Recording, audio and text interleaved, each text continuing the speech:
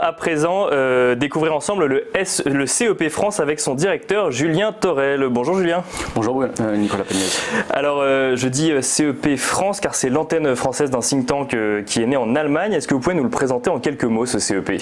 Alors en quelques mots, le CEP, Zentrum für Europäische Politik ou Center for European Policy, a été créé il y a une quinzaine d'années environ à Fribourg, dans le sud-ouest de l'Allemagne, par le professeur Gerken qui est économiste et juriste, et en même temps avec le fort soutien de l'ancien président fédéral Roman Herzog.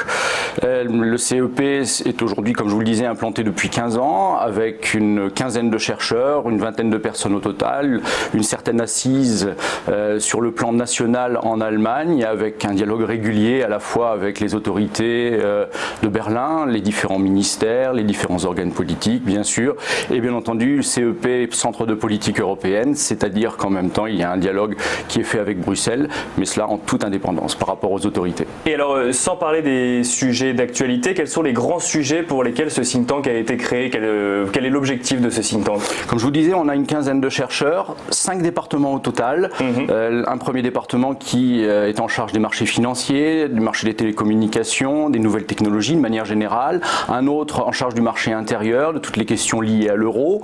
Un département qui se penche plus régulièrement sur les questions de santé, les questions de consommation, bien entendu aussi les questions environnementales, énergétiques, climatiques et toute la question des transports.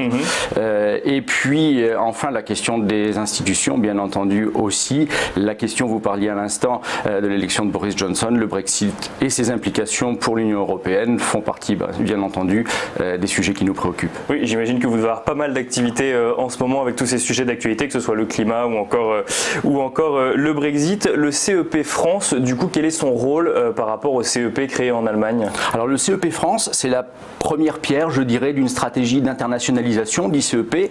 Comme je vous le disais à l'instant, le CEP est né il y a 15 ans et a observé jusqu'à présent la politique européenne uniquement à travers le prisme germano-européen. Et puis, à force de discussion, on se rend compte finalement qu'on ne peut pas, même si on est implanté dans un pays et qu'on a une certaine expérience, regarder la politique européenne uniquement à travers le prisme national, parce que l'Union européenne est constituée d'un peu plus d'un seul pays. D'un peu plus d'un seul pays et sûrement pas uniquement l'Allemagne. Et donc, il y a une volonté d'internationaliser, c'est-à-dire de s'implanter dans un certain nombre de pays européens, à commencer par la France, pour justement observer au plus près, en dialogue à la fois avec les autorités administratives qui sont en charge de la politique européenne, avec les différents groupes d'intérêt sur place, que ce soit l'ensemble des partis politiques, il n'y a aucun parti pris, avec l'ensemble des fédérations syndicales, par exemple, également, pour bien prendre connaissance et conscience de leur position, pour ensuite pouvoir les intégrer à nos travaux et bien je dirais peser le pour, le contre de tout ce qui sort, toute la réglementation qui sort de Bruxelles et pouvoir juger, évaluer ensuite son applicabilité ou alors l'incapacité justement d'appliquer les directives qui viennent de Bruxelles, ou alors au contraire justement de dire voilà, dans tel ou tel domaine on propose d'améliorer tel ou tel aspect, un autre aspect lui devra être tempéré. Voilà un petit peu quel est l'objet de nos travaux, toujours sur une base à la fois d'une évaluation économique et juridique. Donc vous nous l'avez dit, c'est une quinzaine de personnes en Allemagne, ça veut dire qu'il y aura également une équipe du think tank en France, ou qui existe peut-être déjà aujourd'hui, qui réfléchit sur ces sujets? C'est exactement ça, non pas il y aura, mais il y a effectivement une équipe qui est bien entendu plus petite, qui est composée de 4 chercheurs aujourd'hui, également 2 économistes, 2 juristes, plus moi-même, et une équipe qui est appelée à grandir, bien sûr. On est au démarrage, c'est notre première année de fonctionnement. On participe bien entendu à une intense coopération avec le CEP Fribourg. Bien entendu, nous sommes une entité indépendante, mais notre objectif est de travailler en étroite coopération avec nos collègues de Fribourg pour formuler, comme je vous le disais, des propositions communes franco-allemandes qui peuvent être portées par les deux pays dans les différents domaines qui relèvent de l'intégration européenne, ce qu'on pourrait appeler d'une certaine manière la microéconomie européenne. Donc un autre couple franco-allemand, si je puis dire, du coup, dans le cadre du du CEP. Est-ce que demain, vous envisagez d'ouvrir à d'autres pays de l'Union européenne? Effectivement, notre projet est d'être présent dans les 5 à 6 années à venir dans 4 ou 5 pays européens et l'année prochaine, notre objectif est de partir à Rome. Alors, vous nous avez parlé des domaines d'application. C'est les mêmes du coup en France, que ce soit en Allemagne ou en France, c'est les mêmes sujets que vous traitez? Effectivement. Alors, on a une équipe qui est bien sûr un petit peu plus petite, comme je vous le disais, puisque nous, on a une équipe de 4, alors que les équipes, elles, sont constituées de 2 à 3 personnes en Allemagne, avec 5 départements. On a une spécialisation, nous, forte sur les questions énergétiques, climat, transport, et également en termes de marché financier, de nouvelles technologies, marché des télécommunications, et on veut se pencher également sur le marché intérieur en matière de travail et sur la coopération transfrontalière franco-allemande. Et alors justement, ces travaux, si on en parle maintenant, le climat, ça défraie la chronique toutes les semaines, les nouvelles technologies aussi, notamment avec les guerres commerciales qu'on peut voir entre la Chine et les États-Unis. Bon, on ne parle pas de l'Union européenne, mais vous suivez, j'imagine, peut-être ça. Il y a ces questions du Brexit. Quels sont les grands sujets que vous traitez, vous, aujourd'hui, au sein du CEP France? Alors, les grands sujets relèvent des domaines, comme je vous ai dit, de l'intégration européenne. Ce qui fait aujourd'hui l'actualité scientifique du CEP France, ce sont effectivement les questions qui sont liées à tout ce qui est intelligence artificielle, la maîtrise des données.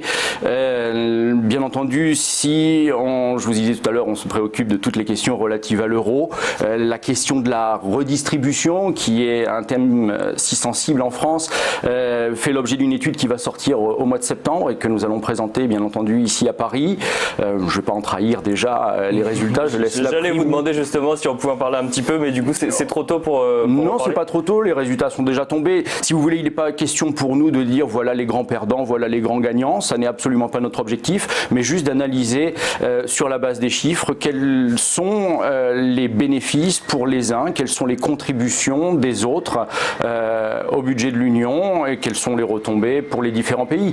On peut tout juste dire que oui, la Pologne et Chypre sont sans doute aujourd'hui les principaux bénéficiaires, mais bien entendu, ce sont des choses qui évoluent avec le temps. Et effectivement, vous nous parliez de l'intelligence artificielle. Du coup, alors on en a beaucoup entendu parler nous en France, avec notamment le rapport de Cédric Villani au niveau européen. Du coup, quelle est votre analyse sur le sujet, sur cette gestion des données et sur l'intelligence artificielle?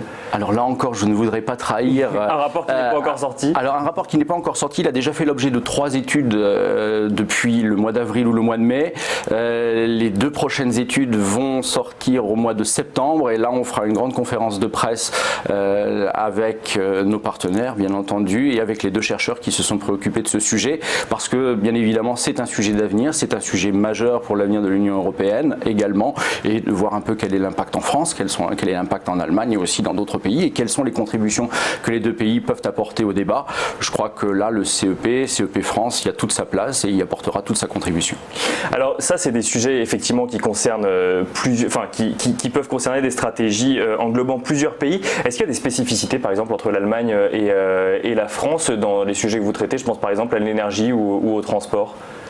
Effectivement, on a toujours tendance à souligner dans la presse les désaccords qui existent entre la France et l'Allemagne, en soulignant les grandes lignes. Nous, justement, comme je vous disais, puisqu'on s'occupe un peu de microéconomie européenne, on essaie de regarder, et on y parvient, de regarder justement quelles sont, au fond des choses, sur la base des différentes cultures économiques, juridiques, politiques, sociales, en France, en Allemagne, quelles sont les pierres d'achoppement et comment est-ce qu'on peut les surmonter. Oui, on a, je prends un exemple sur l'environnement, on voit bien qu'avec la sortie de l'énergie nucléaire en Allemagne au début de la dernière décennie, avec également maintenant la sortie du charbon qui est prévue, avec en France une politique énergétique qui est basée bien entendu sur l'énergie nucléaire, on a des paramètres de base qui sont bien différents et c'est à partir de ces paramètres de base différents qu'on doit malgré tout essayer de formuler des positions et des politiques communes. Donc le but n'est pas de souligner les désaccords, mais de les expliciter.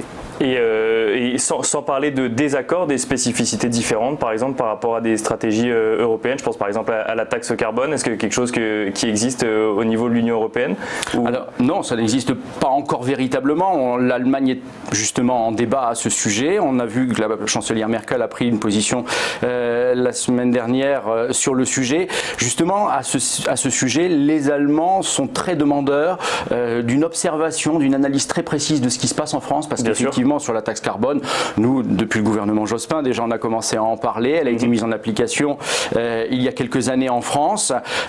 En Allemagne, c'est un sujet qui est encore en débat, mais là encore avec des paysages énergétiques, climatiques, industriels au sens large du terme qui sont différents. Eh bien, il faut essayer de trouver des approches communes, et ça n'est forcément pas chose aisée. Pour autant, ça ne veut pas dire que la France et l'Allemagne ne s'entendent pas ou qu'elles ne sont pas capables de travailler ensemble sur des sujets communs d'avenir. Merci beaucoup Julien Thorel de nous avoir présenté le CEP France. Une dernière question, qu'est-ce qu'on peut souhaiter au CEP et au CEP France pour la suite? Longue vie, une contribution, je dirais, au débat en France et en Allemagne, puisque notre rôle à nous, CEP France, c'est à la fois d'éclairer les Allemands sur la France, sur la culture politique et économique. Je vais juste raconter une anecdote. Un haut responsable politique allemand a raconté un jour à notre président, M. Gerken, les Français... On sait ce qu'ils pensent, mais on ne sait pas pourquoi ils pensent ce qu'ils pensent. Et je crois que justement le rôle de CEP France, c'est d'essayer d'expliciter cela pour créer de nouvelles synergies entre la France et l'Allemagne et apporter notre contribution au dialogue franco-allemand. Merci beaucoup Julien Thorel. Je rappelle que vous êtes le directeur du CEP France. Merci Nicolas Valliez.